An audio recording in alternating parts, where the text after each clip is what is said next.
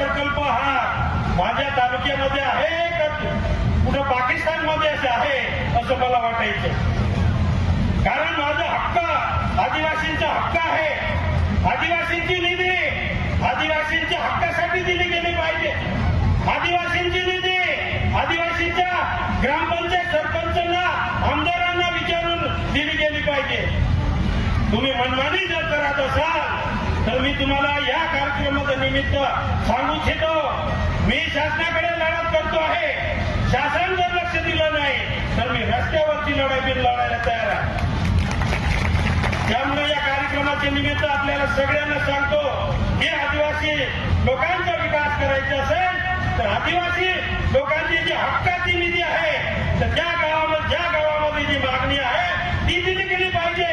कुठल्याही ठेकेदारी बघून त्यांना सौर ऊर्जेसारखे लाईट देणं हे कोणी मागणी केलेली नाही. त्यामुळे मी सगळ्यांना सांगेल अधिकाऱ्यांना की तुम्ही लक्षात ठेवा, आज मी शासन दरबारी लढाई करतो आहे, परंतु शासन जर लक्ष दिलं नाही तर मी रस्त्यावरची मी लढाई लढल्याशिवाय राहणार नाही.